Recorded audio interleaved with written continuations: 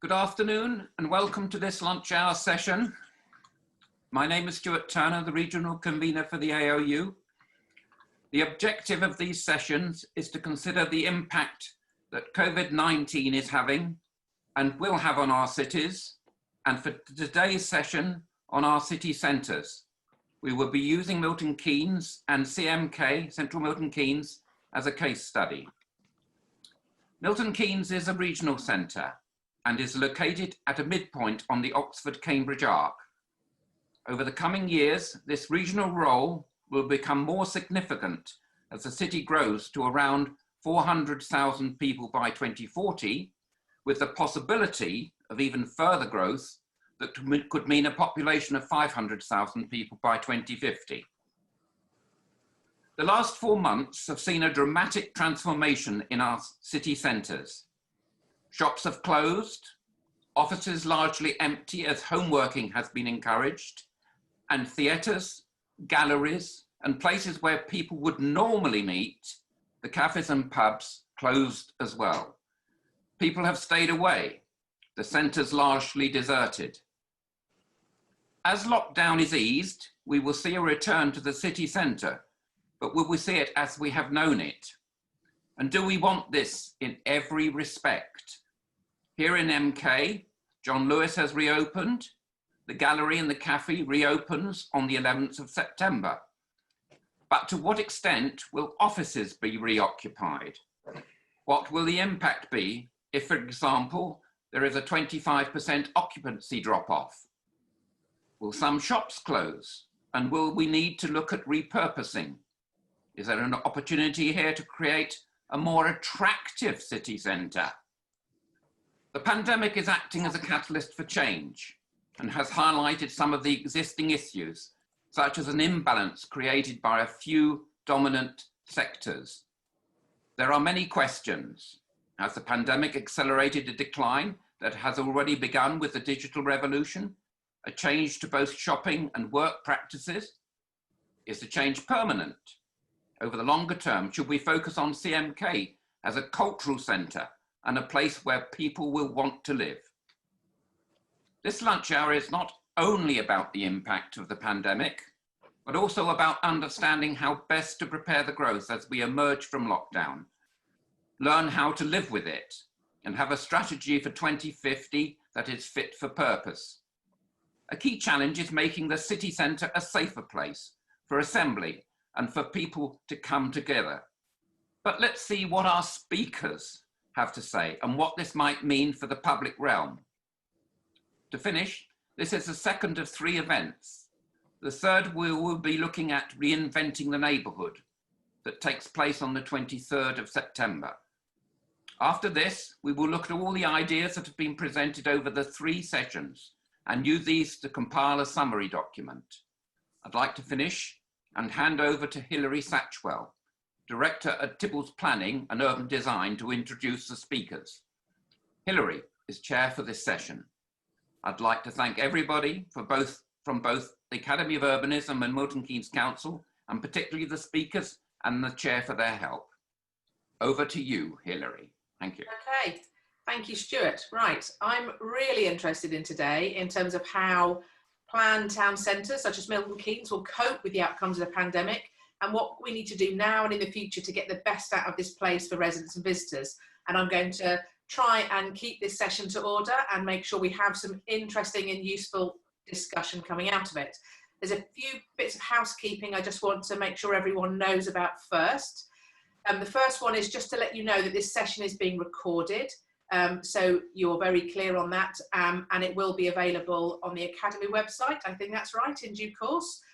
So you'll be able to watch it again or send to others if you're interested. Please do make sure you're muted when the speakers are talking, although I think that will happen centrally. If you want to speak after the discussion, please raise your hand, or I know that there's a funny little thumb raise thing in Zoom, but let us know that way. And most importantly, do add to the chat bar with questions, comments, points of feedback, and let us know a bit about your background and why you're interested in this discussion today and what your angle is on it. So, as Stuart set out, today's fascinating topic is the question of how we should reimagine the city centre of Milton Keynes as part of the post-COVID city. How will people live, work, shop? What does the public realm need? And there's a whole range of issues to consider there. There's another important part of this for me, and that's what I'd like really to sort of find out a little bit more about today, is whether Milton Keynes city centre is in a better position than other places, or perhaps not a better position to respond to these challenges. There's something about it having been planned at the time it was that might change how it behaves or has the potential to behave in the future, and specifically to do with the COVID pandemic. But hopefully we'll find out a bit more about that later. So we'll hear shortly from two speakers who will hope give you some of the answers to these questions and then lead to a wider discussion with you all. And we've got a mixed audience of practitioners today from a range of locations, so this should make a good group to take this question forward and hopefully give some good outcomes. As I said earlier, please do come forward with questions and comments as we go through the talks, but put them in the chat bar. I'm going to work my way through them, and then after the talk's going to ask you to present your questions to the speakers, and we'll then see how that discussion evolves and see what we want to know. If there are things people really support, ideas people think we need to talk about further, please do add in your thoughts. So the two speakers today are Will Cousins. Will is a highly experienced architect and master planner and is creative advisor to David Locke Associates. He's been involved in Milton Keynes for a very long time, having worked for the Development Corporation in the 1980s, and much of his career has been based there. His enthusiasm and support for Milton Keynes extends beyond work, and he's past chair of the Milton Keynes Gallery and is now a member of Pooleyville, which is a great name for a newly formed group of creatives working on creating the everyday wonder in Milton Keynes. He may tell us about that. I don't know. So our next second speaker is Neil Sainsbury. He's the head of placemaking at Milton Keynes Council and has worked for the council for the past 16 years. He's a qualified planner and urban designer and has focused on urban design for much of his career, including producing a range of planning and guidance documents for central Milton Keynes. Neil's role in the council is to help ensure high quality placemaking is the outcome of the growth that is planned for Milton Keynes, and that the place retains its unique identity at the same time as addressing what is needed for the future. So if we can start with the two talks, we can get the slides going, that would be great, and then think about your questions and where this leads the discussion. So firstly, over to Will. Thanks, Hilary. I'm going to do this slide share moment here. So let's do this thing here. Okay. If it works, then we're in business. Yeah. Okay. There's quite a, I don't know whether you can see all of my screen, but you can see quite a few faces on the, I'm wondering whether I can minimize those. Yeah, okay. Right, so Central Milton Keynes, a COVID resilient city. I was tempted to put a question mark behind that, but I think that might come through the conversations a bit later. You'll know that most cities now have begun the process of forming and implementing their economic recovery plan. Milton Keynes is no exception to that. And importantly, what I drew from looking at that, the focus on people, business and place, absolutely essential to the long-term function and operation of CMK. But around the headlines of restart, restore and renew, I think part of those things is the extent to which any of us are in one sense, what we're restarting. For those who know Milton Keynes, it's against the law to do any presentation without showing this picture of Jacoby's aerial view of central Milton Keynes from the early 70s. But it occurred to me that maybe what the COVID-19 pandemic is doing is providing what I've called an MRI scan of the city structure.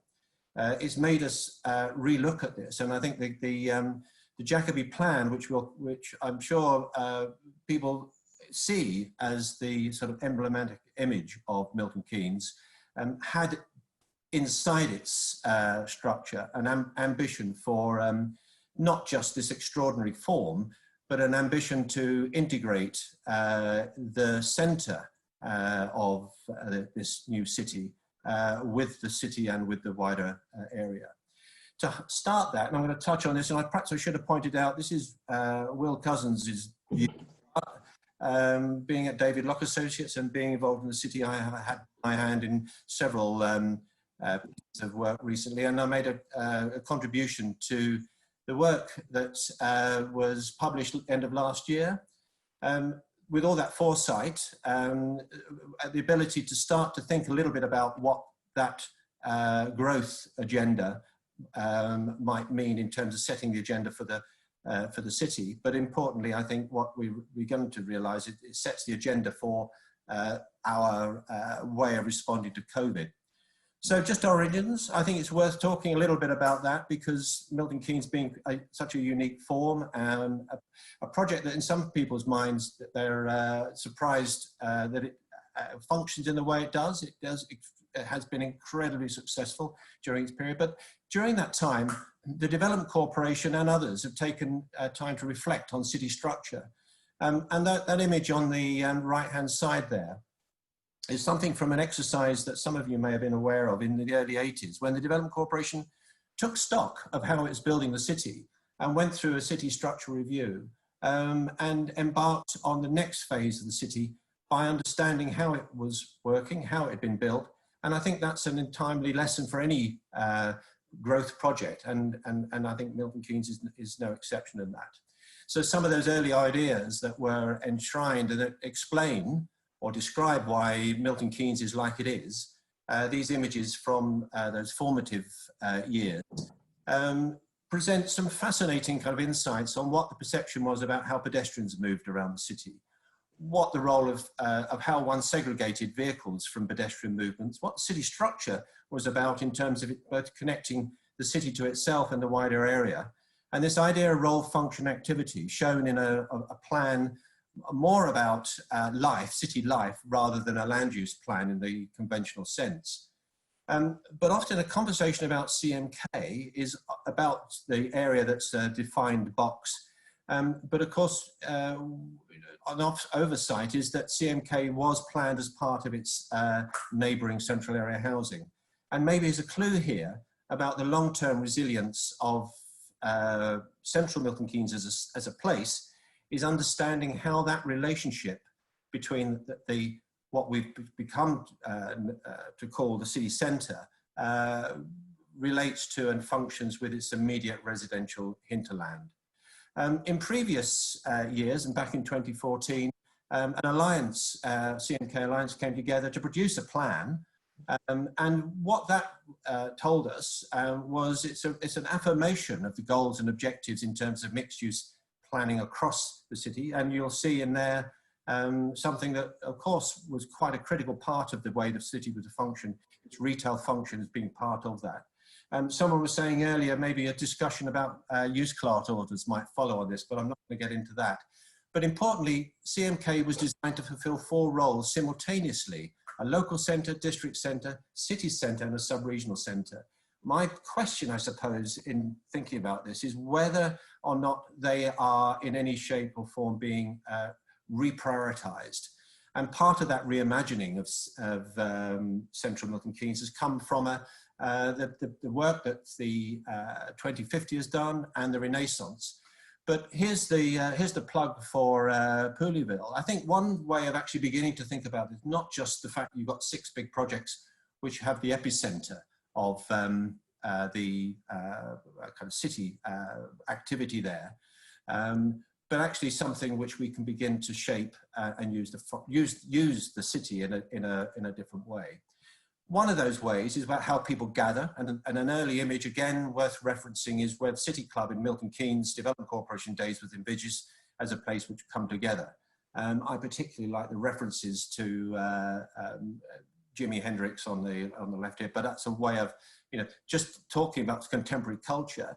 But bringing that up to date, my recent involvement with the gallery was to take the idea of central Milton Keynes, not just as a project, and say this is the basis of City Club, where people come together to enjoy and develop more than simply the functions of those that have been previously planned for in terms of retail and employment, but alongside that, a place where people come and meet.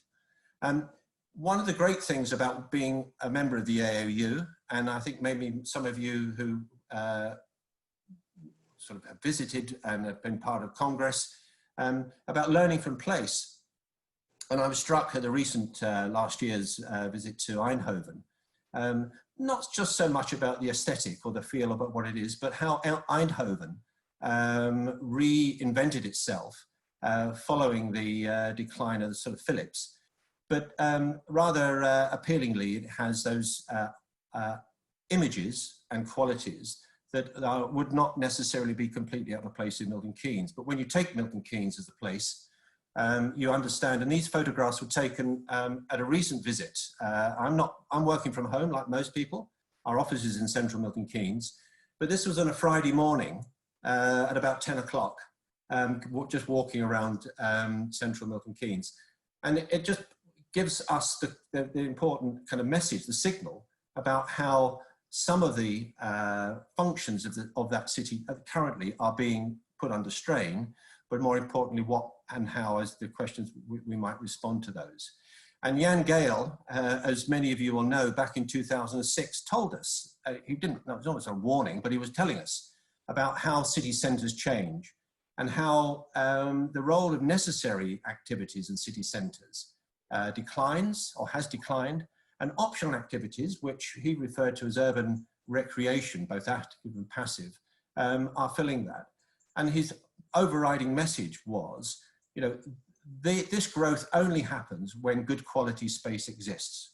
The book, it's from New City Life. You're all familiar with it, but if you're not, get hold of a copy of it. Gives us some very clever and important insights. The little pedestrian map, by the way, I discovered was printed by Milton Keynes Development Partnership in 2006 as well. So there's a sort of walking map for Milton Keynes. So a few thoughts very quickly on the study that was carried out, the 2050 study. The basis premise for this was to take a sort of review, and I'm not going to go through each of these takes sort of a whole afternoon seminar, but looking at existing situations in terms of pedestrian movement, cycling and walking, if I can move that across there, active travel and public transport. And the proposition in here is to re-equip the city centre with the functions not simply for the whole of the city and its regional role, but a local role. And similarly, a review about the city structure, about how people move around and the options for starting to consider some of these interventions. These are out for discussion. I mean, they are propositions, maybe some might find provocative, some might stimulating. And of course, the green infrastructure qualities of central Milton Keynes are ones that are well known and well loved. But what we're starting to think about here in terms of, and in the case in point, isn't about a land use plan, but it's about an activity plan or a plan for nurturing a variety of activities. These are some of the images that were thought about at the end of last year. But maybe, and it's a question really back, and people will either agree or don't, that what we should be looking at is about moving towards hyper-local. Milton Keynes is seen very much as a project, as a regional success story. Drive times to the shopping centre are well documented, well understood, and it has, for all the reasons we know, fabulously good deep catchment. It also has, in terms of renewal, it's time for renewal because when you look at indicators of social deprivation across the city, you've got another dimension to look at about where that change might occur. So here, and I know it's a subject the AAU are quite involved in, and I wonder a little kind of exercise that we carried out just to explore. On the left-hand side, the current kind of perception about cycling in central Milton Keynes. And cycling in Milton Keynes generally, we heard last time from James and from Neil talking about mobility, is very well provided, but underused or underenjoyed. Some potential interventions around the city centre are doing two things. One of them is to integrate itself to its immediate neighbourhoods by those interventions. But more importantly, just reinforce with everybody the role in terms of coming to the city centre in this way. So the question, 4 steps for CMK's COVID resilience. Here's my 4 kind of propositions. and they may be very obvious to you or they may be very challenging. One, CMK, whilst it continues and will continue in its regional and city role, it has enormous potential to be what I've called hyper-local, the 15-minute city. To do that, we need to establish a lab for making the everyday wonder. Just explain and show to people. The gallery does some of this, the council does it, the various organizations, but focus that now as a piece of infrastructure in place. Take frequent and small steps to place reactivation, and very importantly, and that was very encouraging from the last presentation we had from our friends on the transport side, reprioritize, or certainly prioritize active travel as part of the story for Milton Keynes. So thank you very much. I'm not sure how much I took on that, but hopefully that was sufficient for you to get a feel for what some of the story is behind Milton Keynes. Brilliant. Thank you very much, Will. That was great. Should we go over to Neil now? I don't know if everyone has been thinking about questions, but do please put your thoughts, comments on that, and think about what you might want to ask at the end of this next session. So over to Neil. Thanks very much, Hilary. My talk, everyone, is titled The Post-COVID-19 Milton Keynes City Centre, What Has Been, Is Currently and Could Be Achieved, with a specific focus on the public realm. I should just add that some of the views are my own and not necessarily shared by Milton Keynes Council. Next.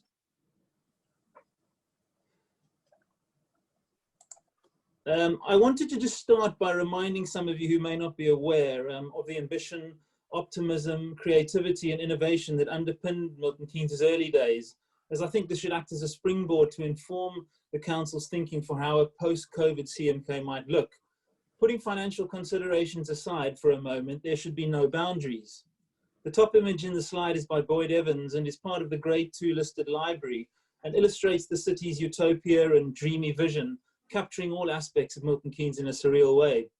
Then, as Will said, you can't go without a presentation without the Jacobi image, so there it is again. And I believe that really bears a remarkable similarity to what has in fact been built today.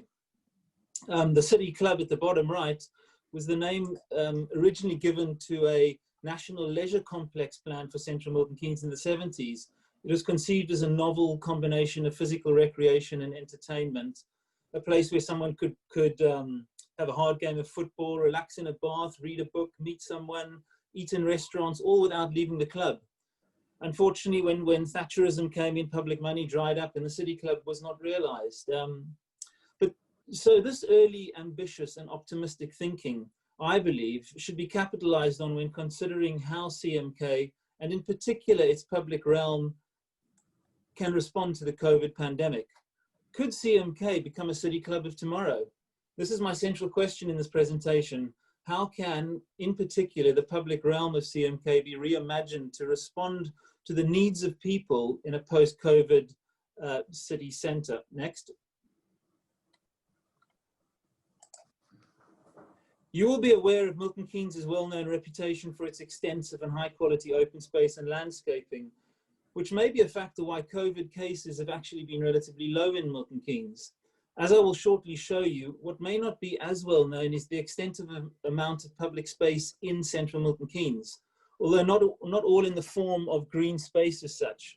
And so can this high-quality open space that Milton Keynes is known for be metaphorically extended to the city centre and hence respond to the needs of people in the post-COVID new 15-minute city or neighbourhood, as well alluded to, where CMK is seen as both a regional centre but also a local neighbourhood for its residents and those surrounding it. Next. So while city centres around the world are facing numerous challenges through this pandemic, with many office workers still home working and thus the vitality and buzz of city centres largely being lost, CMK, as part of wider MK, is still through our local plan expected to considerably grow, both in terms of jobs, but also in terms of new residents. Next.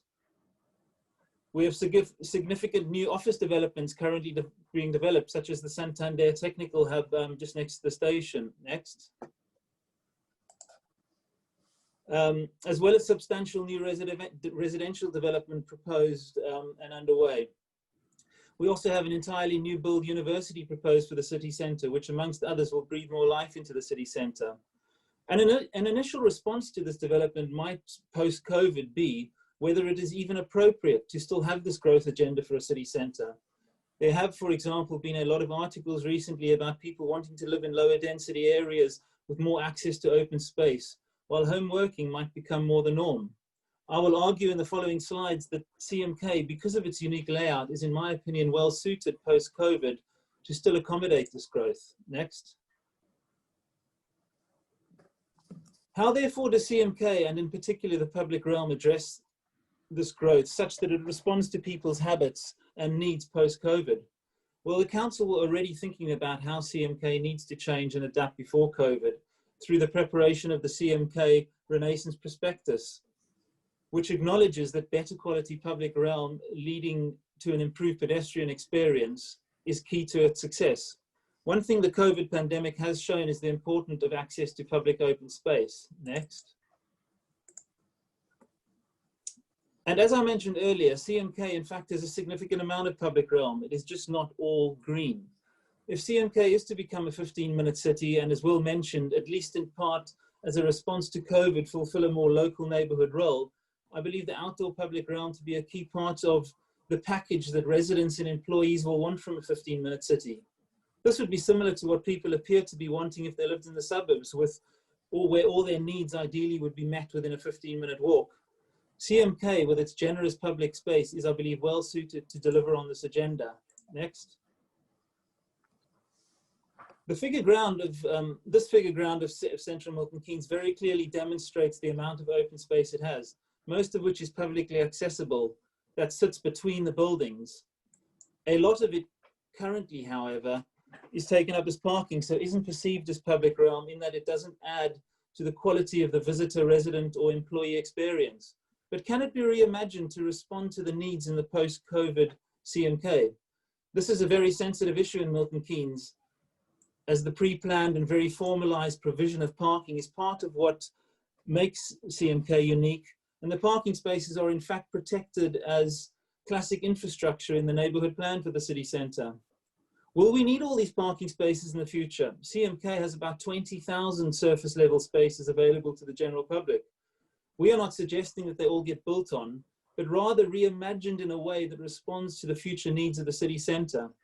We are in fact in early discussions with a developer who is looking as part of a mixed-use scheme with high-density housing to reimagine some of the existing car parking spaces adjacent to their site and transform them into high-quality pedestrian-scale public realm, which will act as a communal garden, outdoor garden for residents to enjoy. In this way, CMK might be well positioned to respond to the 15-minute city. It will still have a regional role, but by accommodating a lot more living, its extensive public realm could be transformed to become part of what in particular new residents want from it. Next. Campbell Park at the eastern end of CMK is illustrated by the big green rectangle in the image, is a fantastic green lung and is well suited to respond to the COVID agenda and people's needs. We are currently in discussions with a developer for 1,500 new homes on the north side within the red line area shown in the plan, with 50 hectares of park directly adjacent to it. This, in my opinion, is an excellent illustration of the 15-minute city. Future residents will have the best of both worlds, a range of opportunities in the city centre on their doorstep, as well as easy access to open space. I will now look at what the council has organised, promoted and supported in the city centre in the past few years in terms of repurposing and attempting to repurpose its public realm. Next. In the couple of years prior to 2014, the council and retail and leisure businesses in the city centre recognised that consumers were not perceiving the 4 key existing destinations in the primary shopping area, highlighted by the 4 key stars on the plan, as part of linked destinations and hence a single trip. Dwell time and hence consumer spend was down on what it could and should have been. A key reason for consumers seeing them as separate destinations was because of the poor quality public realm and wayfinding between them, which discouraged walking. As you'll appreciate, a 100 or 200 meter walk can feel really long or short. One key project that the council did extensive work in 2014 to respond to this issue was a series of interactive stakeholder workshops looking at the future of Midsummer Boulevard East, highlighted in green on the slide. You may recall Will illustrated the potential of the whole boulevard in one of his slides to be a linear park. Midsummer Boulevard East could be phase one of this. Next. Midsummer Boulevard East. Next. Midsummer Boulevard East is currently highway dominated with significant street clutter and is seen as a segregator rather than an integrator, and is certainly not seen as pedestrian friendly or scaled.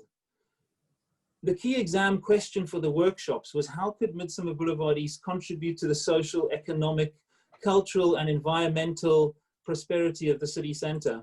Next. Given the length of Midsummer Boulevard East at 800 metres, groups of stakeholders looked at a series of future rooms along the boulevard with differing functions and character.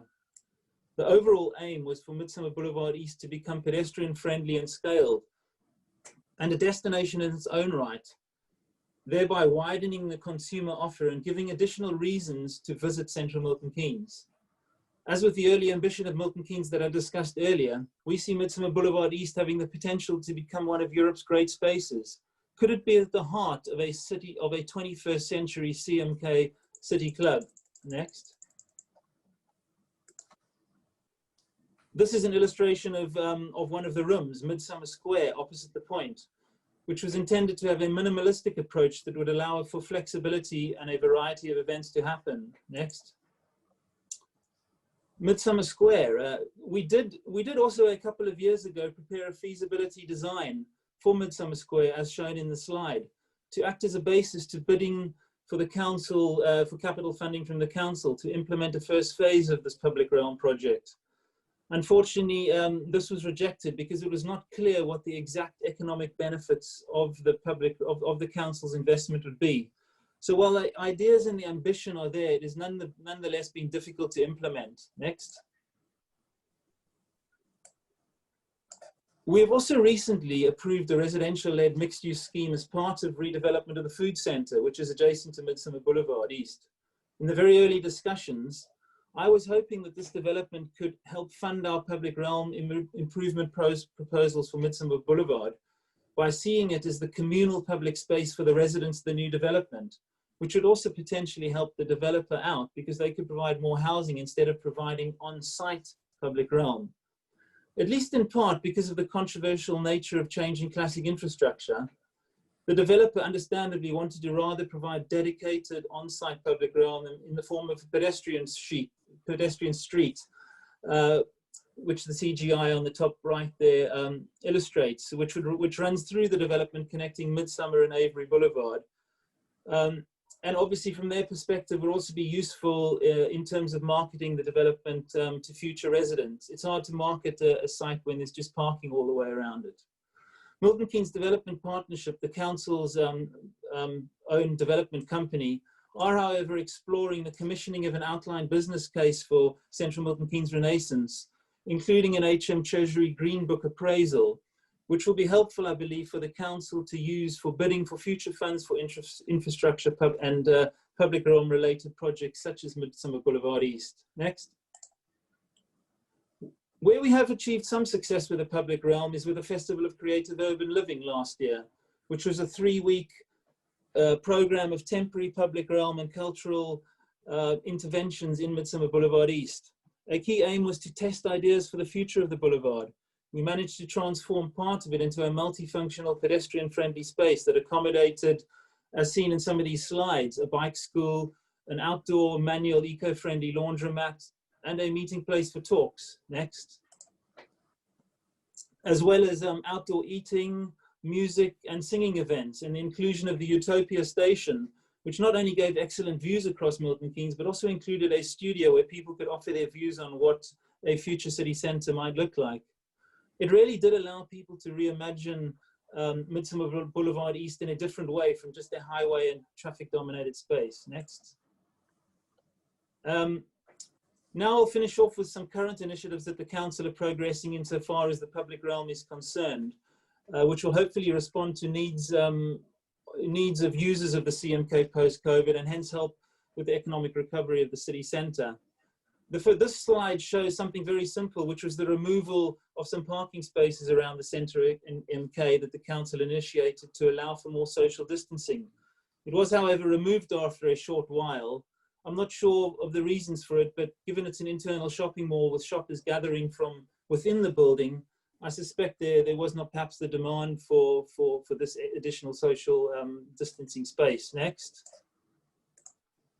Station Square, while its modernist aesthetic may have architectural appeal, the vast space between the buildings are windswept, unwelcoming, uninteresting, and lack any purpose.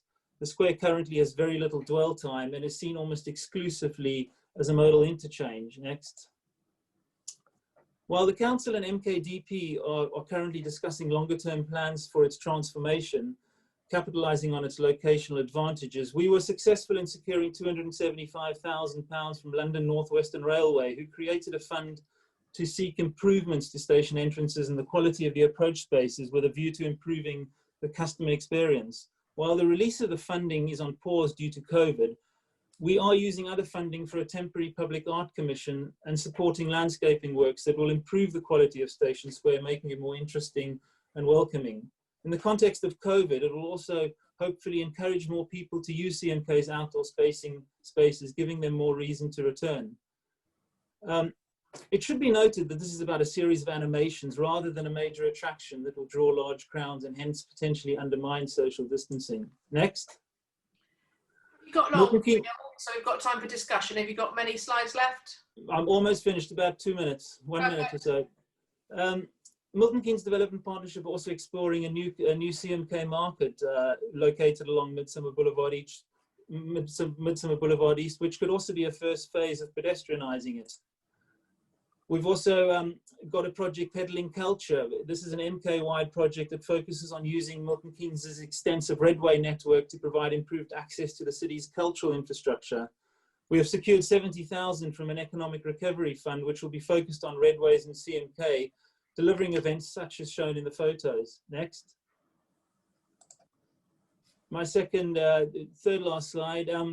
We've also working with people to look at creative ways to use the generous public realm in CMK. This is an example from Pooleyville, looking at the space underneath Secklow Gate and the Silbury flyover, and looking at these spaces to create a series of cultural animations and leisure activities. Next. And finally, if cycling infrastructure is a key element of the 15-minute city or neighbourhood, then CMK needs to consider this. In the attached plan, you can see a central north-south aligned redway along the V7, but there is no east-west aligned redway through CMK. And this is something the council are exploring, possibly using some of the government's active travel fund. So my final slide is just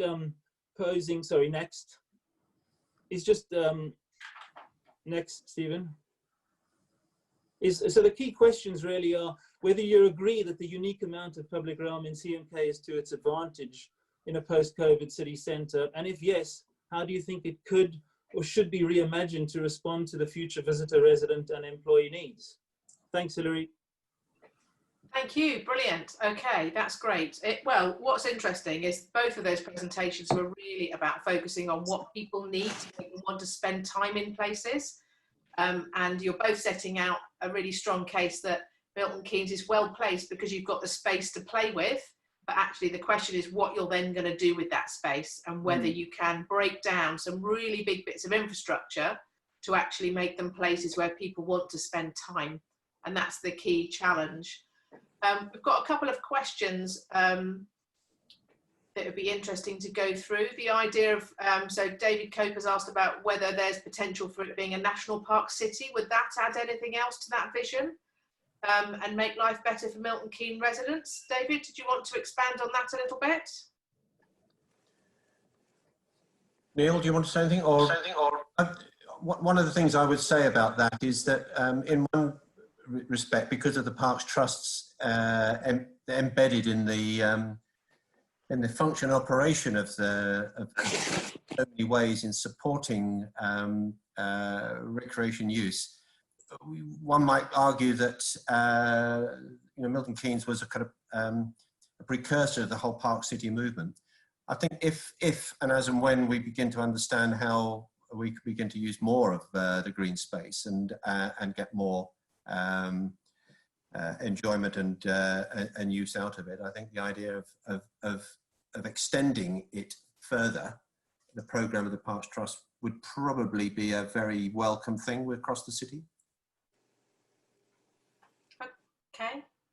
I could, Hilary, I can just add that we've actually just had some news today. The Campbell Park, you know, the big green lung I referred to, that's actually just been designated as a registered park and garden. So that makes it a sort of, it's a designated heritage asset. So it becomes a material consideration in planning applications, affecting its setting. And clearly open space and its role is a really important part of Milton Keynes. I've got a question from Ros Bird. Ros, have you got your hand up? Would you like to ask a question? Yes, thanks for that. And thank you for allowing me to join in. It's the first time I've been able to do this, and it's been really great to listen and see some familiar faces. So we're just, for background, responsible for the new development that Neil referred to, with the public realm in the middle of it, on what is currently the food centre site. And the owners that I represent also own the shopping centre. And the thing I was going to comment on was about the parking spaces in Milton Keynes, which is unique and is currently seen as classic infrastructure.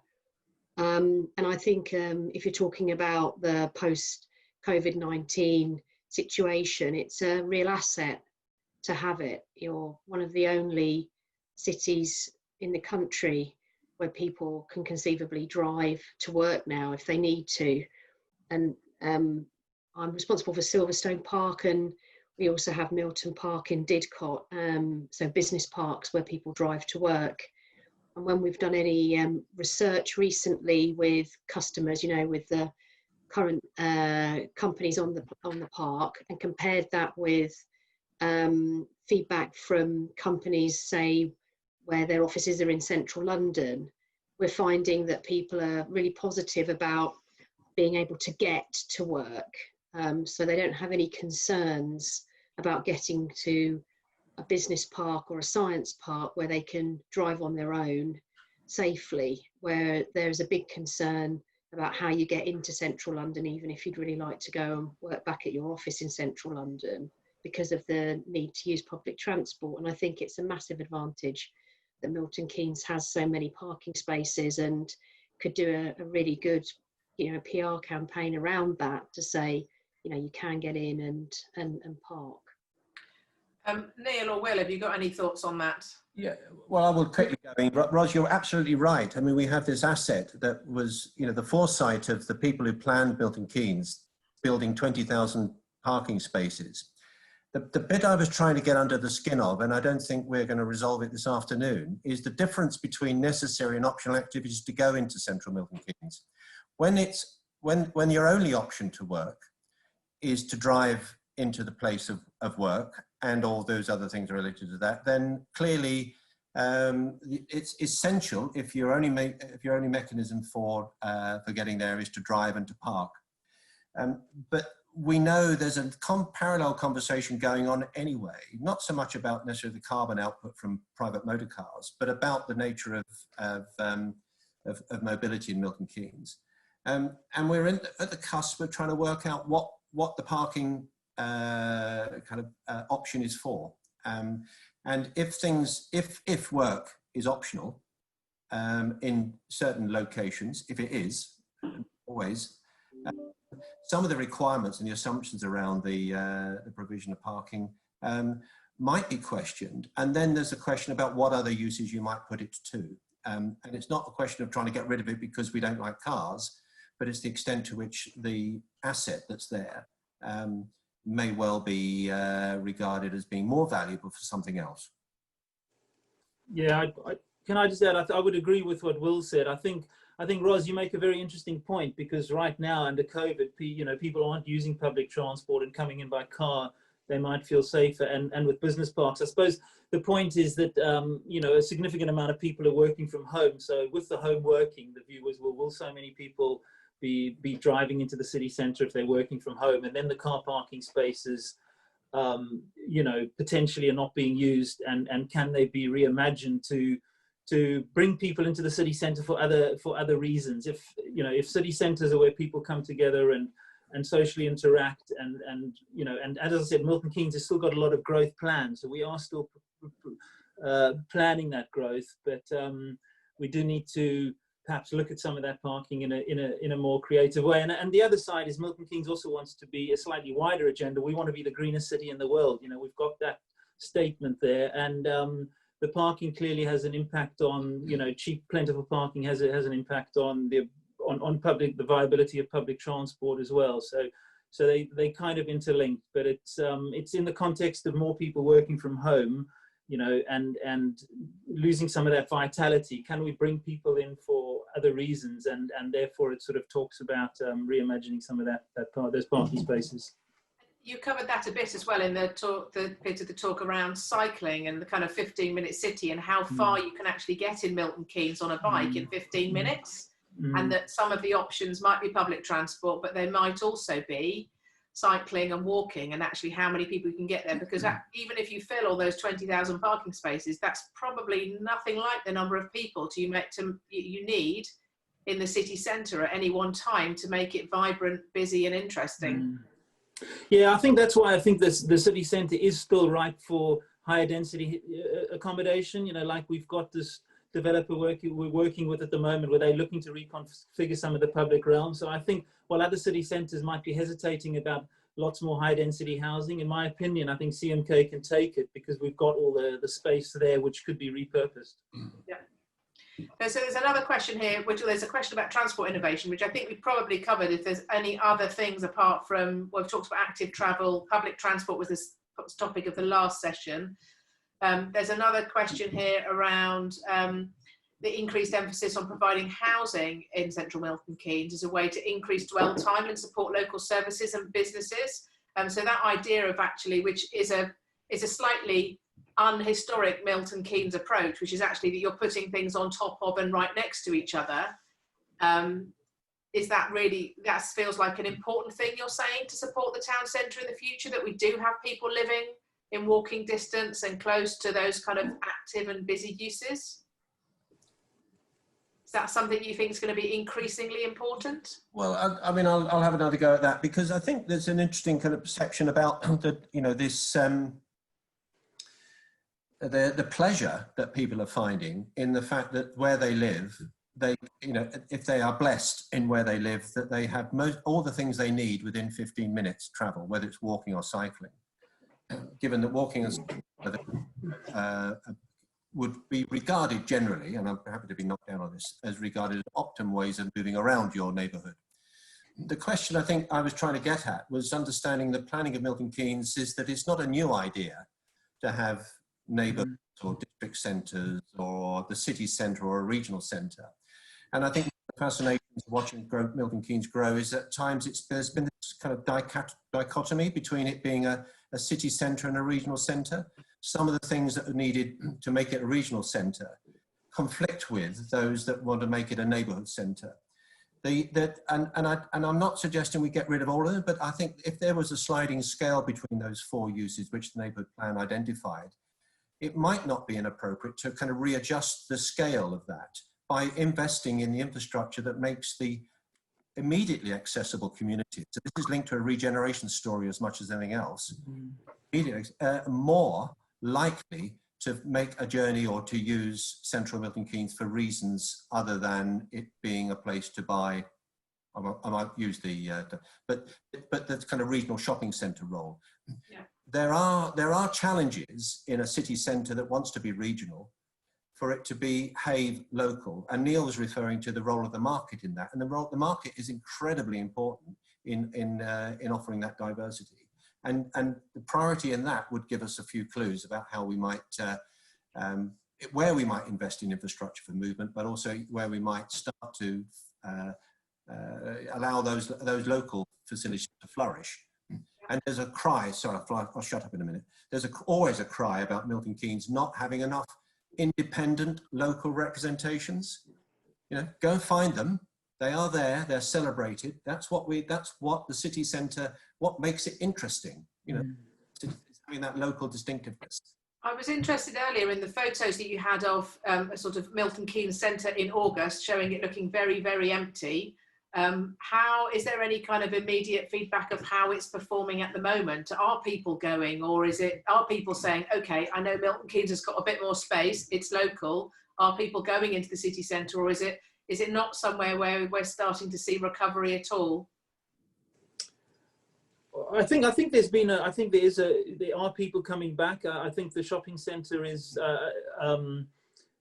I don't know. I know Ros, one of the people might have a bit more information, but I think people are coming back. I know there've been some issues around the parking charges, and I know within the council there's been some political discussions about whether we should still. For a while, we weren't charging people any parking, so to try and attract them back in. The parking's a key part of the council's, an absolutely key element of the council's revenue income stream. So there's those two things pulling at each other.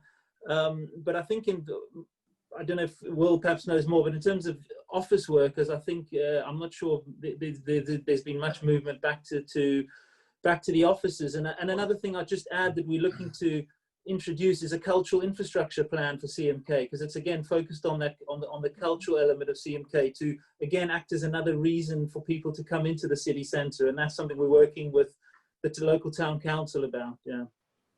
I mean, one of the answers to that, I don't know. I mean, people are tracking this, and there's ways of measuring footfall and everything. But one of the things I quite enjoy having on my phone is my Space app, which, if I hold it up to the screen here, tells me in real time how many parking spaces are used.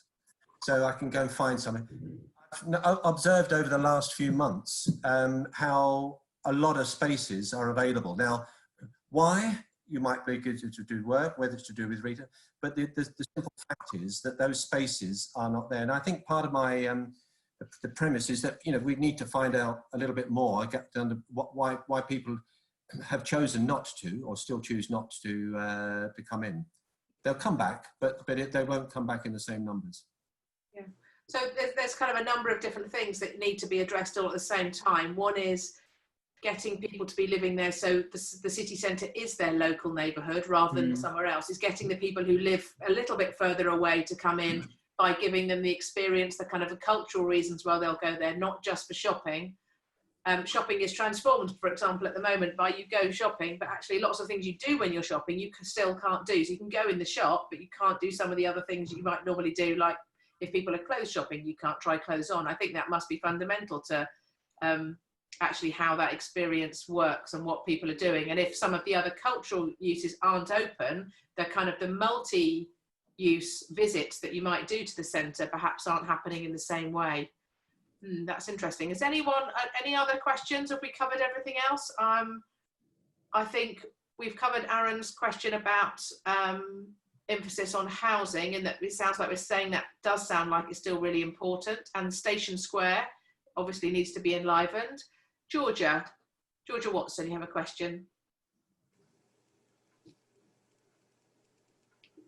I think I can unmute you. Yeah. Okay.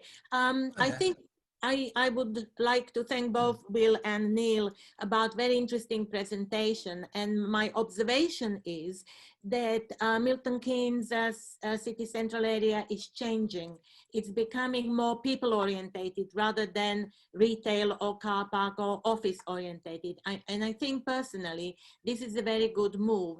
And Milton Keynes benefits in terms of wide avenues, some green spaces, etc., that can also promote leisure, culture, markets, etc. So it's a blending of these different ideas that I think over time will make that particular part of the city very successful. It sounds like in their own ways, everyone is thinking that same thought. So it's whether it's about making the best of the situation, the car parking that's there, or thinking about how we get more users there, extending the reasons why you go to the town centre. It does seem as if there's a consensus that making it a better place to go to and spend time is the thing that's going to make it work in the future. And I'm interested in the question of, is that a different answer that we would have had pre-COVID? Or is that the same answer, but we've just been reinforced in our view that that's how important it is? What's changed in our view, do you think? Well, I think, so I was trying to articulate the point that I think we've always felt this, but the COVID challenge has kind of revealed, I use this word as sort of MRI scan, it reveals things about the place that we kind of either intuitively know or we study and we understand about what the similarities between Milton Keynes and other places. And some of the lessons around that are the successful places that we've been through the academy to see is that you can't rely on necessarily one institution to do the whole thing. And the big message coming out of this canvas that we're playing with Central Milton Keynes is everybody has a role, but everybody has to be involved in things. So the Pooleyville proposition, you know, there's a question I just seeing up from Daniel, when can we start? So there's a question, when can we start? Let's get on with it. This is not a rehearsal anymore. We've had a kind of a really important period of analysis about why the city does and doesn't work.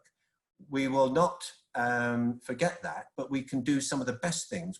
And some of those are historic and some of them are new, but we can do that now if we're equipped to do that in a structure that has some leadership, but also has a kind of open participation of everybody involved in the city. And do you think it's changed our view, or do you think it's just reinforced the things that we thought anyway? I think it's reinforced some of the views. The pandemic has accelerated. As I said, Hilary, with the Midsummer Boulevard East workshops, we were back in 2014 already realizing that, you know, people were, because of the struggles and the changing nature of retail, we are looking through Midsummer Boulevard East to actually, you know, transform that to make it a destination in its own right, to start, you know, providing those reasons for people to come to the city centre for, you know, for other reasons. And that was back in 2014. I think COVID has just sort of accelerated, in my opinion, the need to diversify the offer. And you know, if we see city centres are still important for people to come together and gather, and you know, I still think people are gregarious people who want to come together, and we need to sort of relook at it. So I think COVID's accelerated the thinking that we at the council have had for a while already. Yeah, I mean, just to come back, we have an economic recovery plan published by the council. We have a Renaissance prospectus published by MKDP.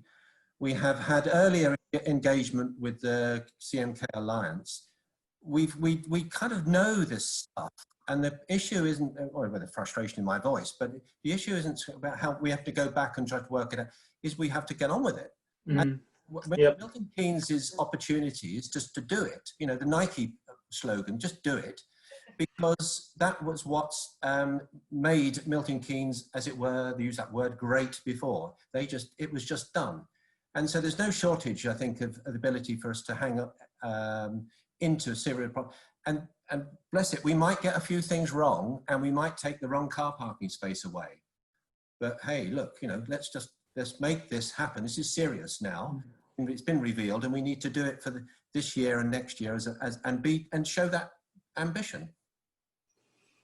Brilliant. I think it's a really important point that I think has come out of both of the talks, which is that we've got a place here with a good infrastructure base, lots of potential, and there's lots of ideas that have been kind of building up for a while and have been things that people have thought for a good idea and no need to happen. But the pressure or the impact that COVID might have on town centres, and the fact that lots of them might really fail if we don't do something to get people in there soon, really focuses the mind. We've got to get on with something. That might be short-term measures. It might be activities and culture to get people into the centres and realising they've got this space and this opportunity, but it will also be long-term measures of making the rooms along Midsummer Boulevard and thinking about the Station Square. So that point of arrival and exchange in Milton Keynes is really something you feel positive about.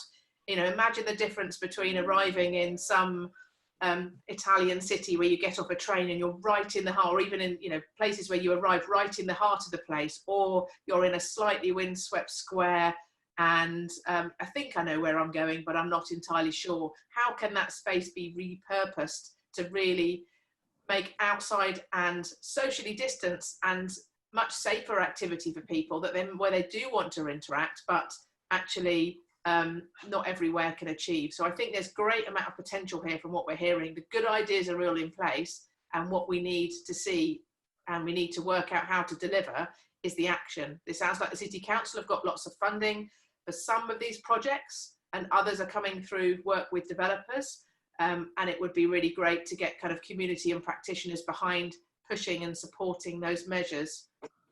I think it's been really interesting discussion today. I think it's been really helpful to focus on the town centre and have an idea about where Milton Keynes is and what its future needs to be, so it can decide what it wants to be in the future, not just on its past and that vision we always see of the town centre from very many years ago, but actually a future that has part of that in it, but actually is something that people really want to be in and people want to spend time at.